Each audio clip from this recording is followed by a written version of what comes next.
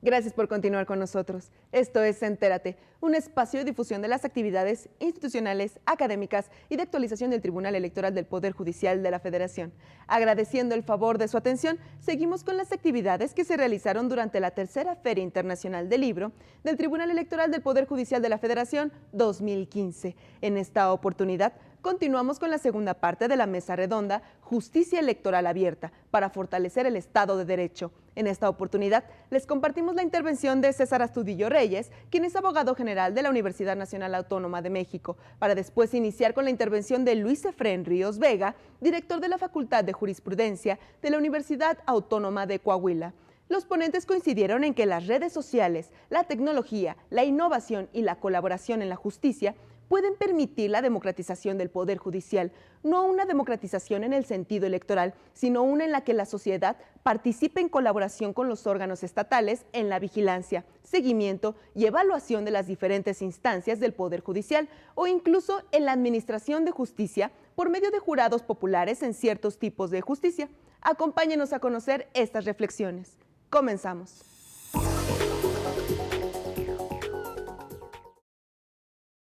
Una primera vertiente del análisis tendría justamente que llevar a hacernos reflexionar en función de,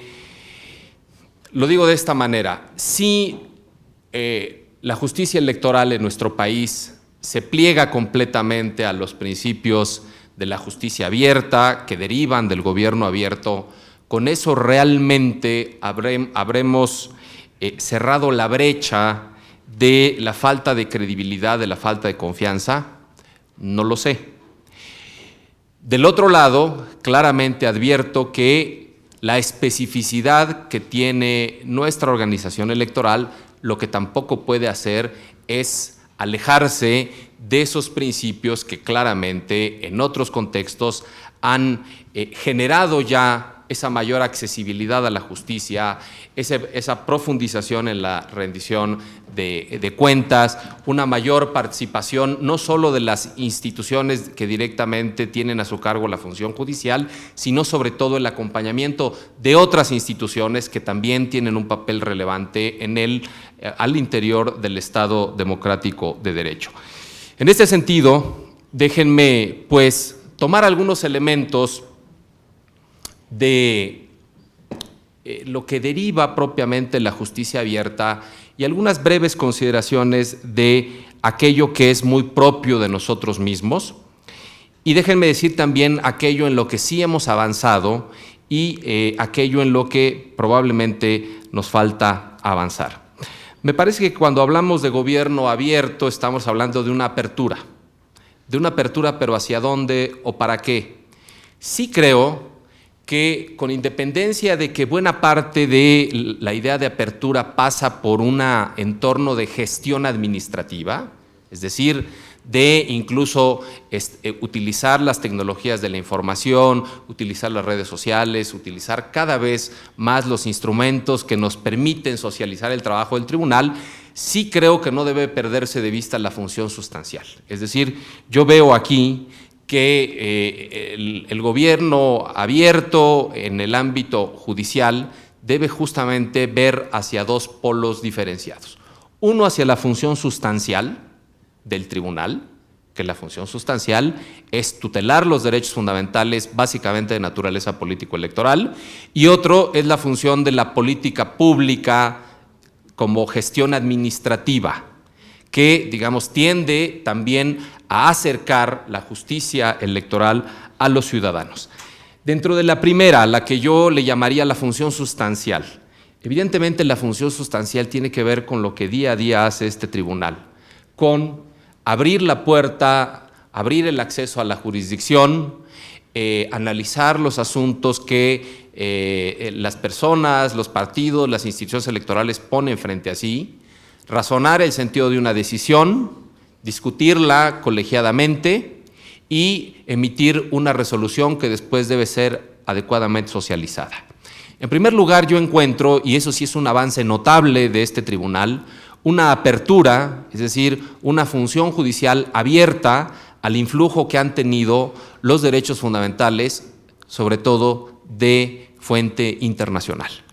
Si nosotros, ahora que estamos entrando a utilizar esto que la Corte definió como el parámetro de control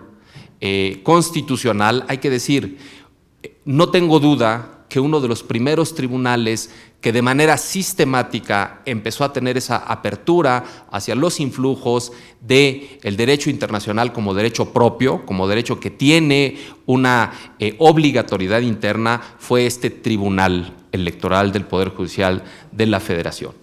Pero no solo abrió la vista hacia arriba, es decir, hacia aquellos influjos de lo internacional. También me queda claro que el tribunal, en un momento muy importante, realizó ese ejercicio de apertura hacia abajo, no solo viendo las repercusiones de los derechos de fuente internacional, sino también viendo, por ejemplo, los influjos que debería tener para la función judicial toda, por ejemplo, la normatividad estatutaria de los partidos políticos y utilizarlos como criterio para la resolución de conflictos al seno de este tribunal. Es decir, con esta idea claramente advierto que el tribunal ha hecho un esfuerzo muy importante por abrirse hacia los influjos del derecho internacional, pero también para abrirse a utilizar cada vez más las normas de los propios partidos, sobre todo cuando han venido afiliados militantes que han manifestado que se les han vulnerado sus derechos dentro del seno del propio partido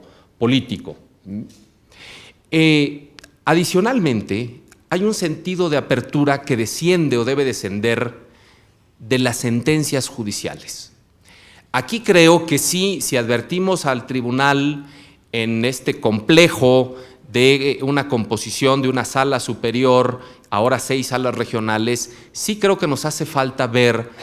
la forma como el tribunal les habla a los ciudadanos a través del lenguaje de sus sentencias, porque esa es también la transparencia judicial. No es solo cómo damos accesibilidad a un ciudadano que viene a pedirnos información, sino sobre todo cómo le habla el tribunal a sus ciudadanos al momento de impartir justicia. Esta accesibilidad, esta claridad se encuentra en algunas sentencias, pero en otra claramente sigue ausente porque seguimos todavía utilizando a veces un lenguaje que no logra tener en cuenta que el interlocutor del otro lado es el ciudadano y que vale la pena utilizar un lenguaje que les hable a todos, a los clérigos y a los profanos del derecho electoral. Y eso es muy significativo. Me parece que hay esfuerzos importantes en este sentido para hacer las sentencias mucho más cortas, para diferenciar lo que es el expediente judicial de lo que es realmente la sentencia, para establecer argumentos que tengan una meridiana claridad para que el ciudadano pueda leerlos y sean entendibles para, repito, clérigos y profanos. Me parece que ahí hay todavía un análisis que realizar y sobre todo una política pública que implementar para este propósito. Sé que el tipo de políticas para llevar a buen fin esta labor es compleja. Recuerdo cuando esto se quiso hacer al seno de la Suprema Corte de Justicia de la Nación, se reformó el reglamento para establecer la estructura de las sentencias y al paso del tiempo, pues esto se quedó en el olvido porque cada ponencia siguió prácticamente haciendo sus sentencias conforme a la práctica de cada una de ellas. Me parece también que cada vez con mayor nitidez se advierte la apertura de este tribunal hacia, digamos, poner el acento en distintos temas, lo cual hasta ahora creo que es producto de esta composición plural que tiene el tribunal en cada una de sus salas. Si ustedes ven, esta apertura lo que favorece es que se puedan poner, se puedan tomar como, lo voy a llamar así, como banderas, como políticas, algunos temas que son muy relevantes para la función judicial y que muchas veces por el hecho de que una magistrada, un magistrado los ponga en la mesa, genera ya la construcción de una política judicial orientada hacia la creación, sí, de directrices, de parámetros, incluso hacia la orientación de resoluciones dirigidas a, por ejemplo, favorecer a algunos grupos en situación de vulnerabilidad. No digo nada nuevo, por ejemplo, al decir que, por ejemplo, esa apertura se manifiesta en la forma como la magistrada Alanís ha tomado el tema del género, por ejemplo, de todo lo que implica sobre todo los derechos políticos de las mujeres, o cómo, de otro lado, también algunos magistrados han también tenido una participación muy importante en el tema del desarrollo de los derechos de los pueblos indígenas, lo que ya establece la generación, al menos embrionaria, de una política pública, repito, favorecedora del desarrollo de los derechos políticos, bien de mujeres, bien de indígenas, bien de otros grupos sociales importantes.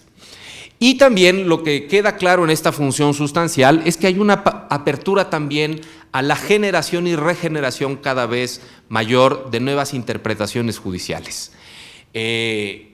A través de las distintas etapas que ha tenido este tribunal, queda clara una construcción progresiva de criterios que no para, que es incesante, que cada vez es más potente, está más consolidada, pero también en donde claramente se advierte que no siempre todos están completamente de acuerdo en una sola orientación, y ahí destaco la fuerza que tienen los votos particulares como generadores embrionarios de renovados criterios de interpretación, lo que abre la justicia electoral, repito, a una apertura de renovación constante de sus criterios. En la siguiente vertiente, que ya no es propiamente la de la función sustancial y que ahora brevemente he dicho algunos elementos, me detengo en la parte de la gestión administrativa, porque creo que ahí también hay distintos elementos que permiten situar a este tribunal pasos adelante de lo que han hecho sin lugar a dudas otros tribunales del país, y que también se orientan a las mejores prácticas internacionales que hoy tienen algunos tribunales en general, que no necesariamente sean electorales, pero algunos tribunales muy consolidados. Me parece que en el tema de la proximidad de la justicia, más allá de que en el ámbito sustancial claramente el tribunal ha ido abriendo cada vez mayores vías para que los ciudadanos vengan a defender sus derechos, en el ámbito de la gestión administrativa claramente podemos ver cómo el tribunal ha hecho importantes esfuerzos por poner su labor dentro de sus distintas facetas a la luz de la mirada, de la observación de los ciudadanos. Inicio por lo más evidente, el hecho, que es una práctica muy puntual en nuestro país, no solo en el tribunal, sino en la Corte y ahora incluso pues hasta en el Instituto Nacional Electoral, de hacer públicas las sesiones. Las deliberaciones en nuestro país cada vez toman más esta vertiente pública que tiene pros y contras. Me hago cargo que desde el punto de vista de la transparencia, de la cercanía de la función estatal con el ciudadano, esto puede ser relevante, aunque después tiene también algunos inconvenientes, sobre todo para generar resoluciones, acuerdos de consenso. En segundo lugar, este tribunal se caracteriza, y eso sí es de los pocos en nuestro país, en donde unas horas después de haber emitido una sentencia, la sentencia está sometida al escrutinio público en la página de Internet. Es un tribunal que también ha hecho uso cada vez mayor de las redes sociales, ¿sí?, en donde claramente está informando de las sesiones públicas, está dando información electoral, es decir, está utilizando las nuevas tecnologías con este propósito. Ni qué decir de la forma como el tribunal pone también al escrutinio público su labor sustancial. Está aquí Luis Efrén, que también tuvo por mucho tiempo la realización de los observatorios electorales. El observatorio electoral, lo que al final de cuentas era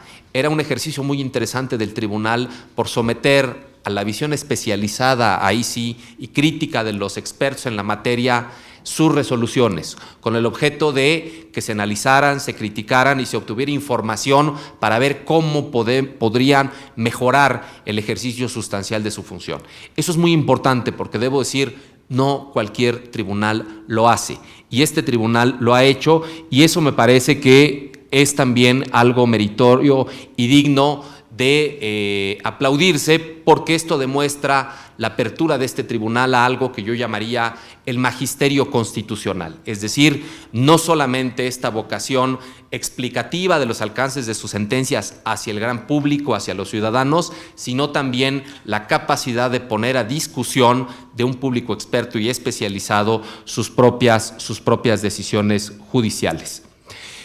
Todo lo que aquí he señalado se orienta en el sentido de ver cómo la función sustancial y la gestión propiamente administrativa de un tribunal deben encaminarse hacia el objetivo, hacia la consecución de ciertos objetivos. Pero vuelvo a la pregunta inicial: si realmente tenemos todos estos avances, si realmente el tribunal hoy ha realizado un despliegue institucional muy importante, ¿realmente eso está teniendo el impacto adecuado en los niveles de credibilidad y de confianza de la institución electoral? Eso es algo que yo creo que debemos seguir preguntándonos, porque lo que parece fatídico en este país, y ahí sí ya hablo en términos generales, es que a pesar de los constantes, innumerables esfuerzos personales, institucionales, económicos y de despliegue de muchos, digamos, en muchos ámbitos, cuando nosotros vamos a ver la percepción ciudadana, la numeralia que nos arrojan las encuestas y los sondeos, las instituciones electorales todavía siguen cargando esa pesada cruz en donde la falta de confianza sigue siendo un elemento que no nos podemos quitar de encima y que recurrentemente está presente al término sobre todo de los comicios. Es algo pues para la reflexión, pero no dudo que dentro del contexto de los tribunales de nuestro país, quien lleva la vanguardia por acomodarse a los principios de la justicia abierta es, sin lugar a dudas, este Tribunal Electoral del Poder Judicial de la Federación, y eso es de celebrarse. Muchísimas gracias.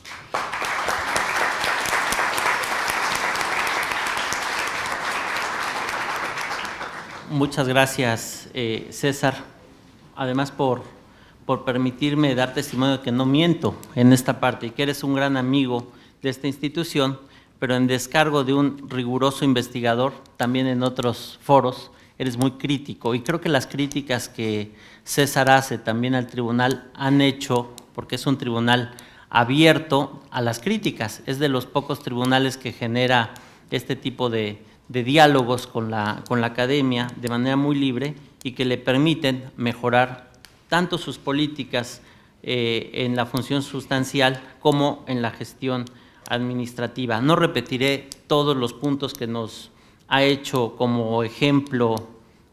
o nos ha mostrado César como ejemplo de apertura en la función sustancial como en la gestión administrativa. Simplemente haré énfasis también para la reflexión que no nos debemos dejar guiar porque en lo corto de las sentencias estemos alcanzando la accesibilidad en el lenguaje. No necesariamente cuando son cortas son claras. A veces, y estamos experimentando con una de nuestras salas un efecto muy interesante. La Sala Monterrey hace sentencias muy cortas, pero también ya está recibiendo fuertes críticas de que terminan siendo poco claras. Entonces, esto por un lado. Y a propósito de la renovación constante de criterios, tienes toda la razón, es un tribunal o es una justicia abierta, porque los temas que se plantean son abiertos, y en esa parte los otros operadores del derecho también necesitan seguridad jurídica. Sirve este foro, porque me parece que en esta parte es importante también corregir y depurar los criterios jurisprudenciales, porque se nos han ido quedando algunos criterios sin la declaratoria de que son históricos, y entonces de repente los operadores se encuentran en algo que en el Poder Judicial Federal ya es un problema, criterios de diversa índole. El tema aquí es que están emitidos por el mismo órgano jurisdiccional. Gracias otra vez, César. Doy el uso de la voz ahora al doctor Luis Efrén Ríos Vega, también otro amigo, no solo de las instituciones electorales, sino personal. Luis Efrén es director de la Facultad de Jurisprudencia de la Universidad Autónoma de Coahuila y es director general del Centro de Investigación de la Academia Interamericana de Derechos Humanos de la Universidad Autónoma de Coahuila. Es coordinador del Seminario Internacional de Observatorio Judicial Electoral del Tribunal Electoral del Poder Judicial de la Federación, dirige el Centro de Derechos Civiles y Políticos de la Universidad Autónoma de Coahuila, y me parece que Luis Efrén y el trabajo que está haciendo en Coahuila es muestra fehaciente de que no todo lo que se desarrolla en este país tiene que hacerse en el centro. Reconocimiento a tu trabajo que estás haciendo en el norte del país. Gracias. Bueno, muy buenas tardes a todos. Muchas gracias al Tribunal Electoral del Poder Judicial de la Federación por esta invitación, y obviamente muy agradecido por estar en esta mesa con colegas, la magistrada María del Carmen Alanís, que desde hace tiempo hemos tenido la oportunidad de trabajar juntos proyectos de transparencia del tribunal, y que por supuesto espero no ser el enemigo público número uno del tribunal por hacer estos proyectos de crítica. Y por supuesto colegas como César, la consejera electoral, y obviamente el magistrado Armando. Bien, yo quisiera destacar, ahora que hemos venido con las anteriores intervenciones describiendo las características fundamentales que el Tribunal Electoral y sobre todo la justicia electoral tiene sobre el tema del concepto de la justicia abierta, a centrarme quizás a algunas características que me parecen problemáticas o relevantes en materia de justicia abierta en materia electoral. Entendiendo que el valor democrático que tiene la transparencia en los procesos electorales y en la impartición de la justicia obviamente es indiscutible, partiendo de la base obviamente de que el Tribunal Electoral del Poder Judicial es un ejemplo de política pública en materia de transparencia, no solamente en el ámbito interno de nuestro Estado mexicano, sino también internacional. Yo he sido testigo de que muchos observadores internacionales, expertos, hasta les da miedo toda la serie de políticas públicas que el tribunal hace y el despliegue que hace para difundir y ganarse mayor confianza en sus procesos judiciales, porque muchos tribunales que tienen inclusive una gran confianza en sus estados, en sus comunidades, no se les ocurre en lo absoluto transmitir vía de televisión sus sesiones, menos poner a disposición en menos de 5, 10, 20 minutos de terminar las sesiones todas sus sentencias. En fin, todo el despliegue que ha hecho el tribunal no es usual en el mundo del ámbito de la justicia, no solamente nacional, sino también internacional. Pero me parece que a partir de esta filosofía de gobierno abierto o de justicia abierta, es importante ver cuáles son la agenda problemática actual de estas tres características fundamentales del gobierno abierto, o sea, la justicia transparente por un lado, la justicia comprensible y la justicia colaborativa o participativa, que digamos que son los tres grandes referentes del gobierno abierto aplicado a la justicia. Bien, en términos de justicia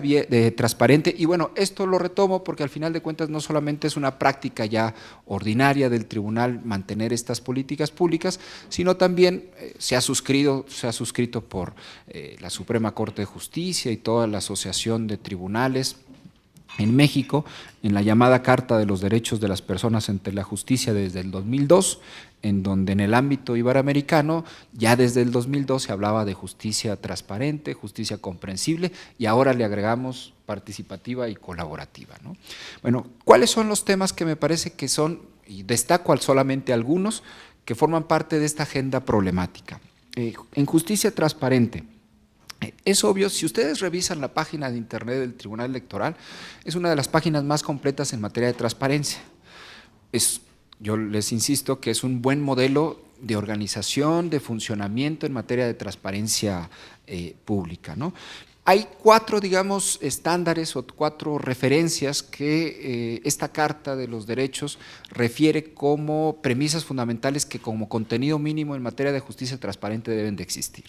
Una, información sobre el funcionamiento en la organización y los procedimientos. 2, el estatus de los asuntos generales del tribunal para conocer lo que un tribunal hace y decide.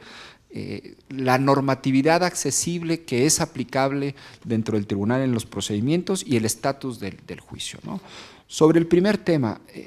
me parece que aunque hay guías de procedimientos, aunque hay una serie de información básica y fundamental que se sintetiza en la página,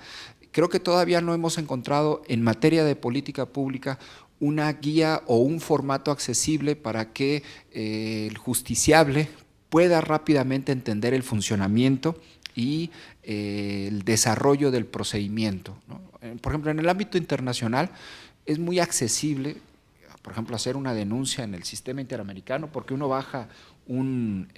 formato en donde expone los hechos, expone la petición, la causa de pedir y con base en ello ya se arma, el inicio de la maquinaria judicial prácticamente se desarrolla de manera muy sencilla y muy comprensible. Creo,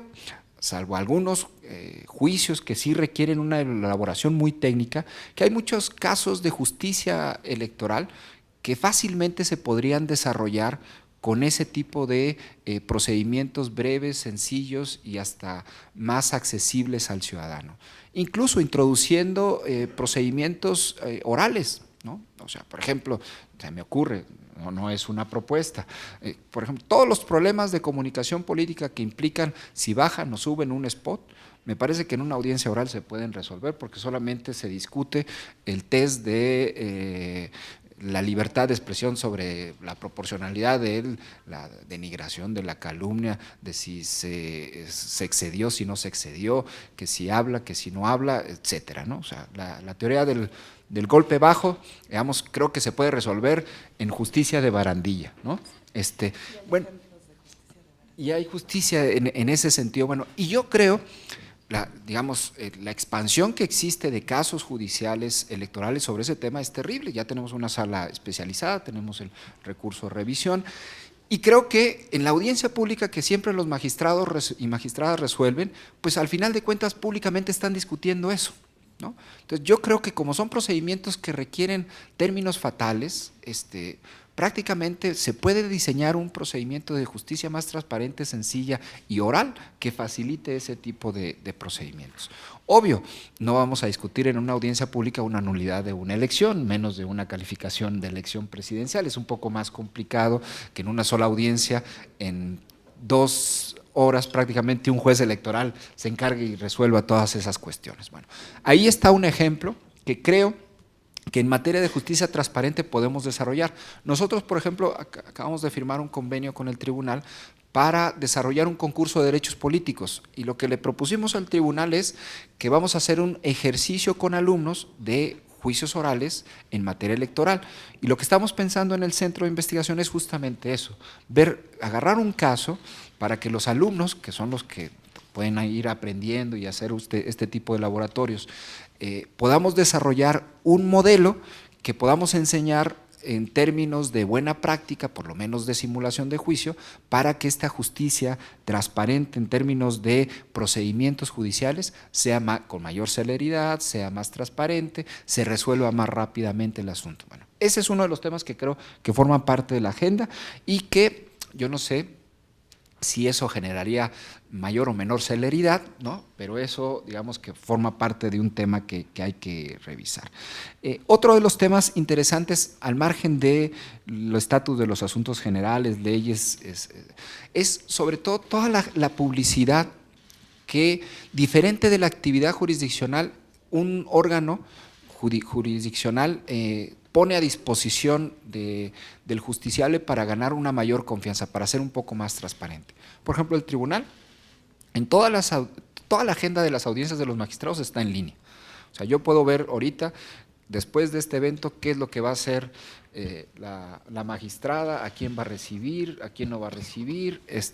etcétera, ¿no? Entonces, todas esas cuestiones son importantes. ¿Por qué? Porque le generan una gran confianza al justiciable respecto del llamado alegato de oreja para el principio de igualdad, ¿no? Bueno, sobre ese tema, me parece que también tiene que las políticas de justicia en otros países han venido, a lo mejor algunos dicen exceso, algunos no, por ejemplo, a generar hasta publicidad de situaciones de declaración patrimonial, ¿no? O sea, por ejemplo, ahorita en Coahuila estamos discutiendo, bueno, ya no discutimos porque ya es cumplimiento de ley, todos los funcionarios públicos tienen que poner una versión pública de su situación patrimonial. En Argentina, por ejemplo, todos los jueces tienen su declaración de situación patrimonial. Ese es uno de los puntos también que en materia de justicia y transparencia, no porque digamos, aquí se resuelvan cuestiones patrimoniales, sino por el hecho de que un juez, en qué medida debe de tener ese tipo de datos, ¿no? Porque resulta incómodo en muchas ocasiones, también ese tipo de situaciones, para efecto de darle mayor confianza al justiciable respecto de lo que se está resolviendo.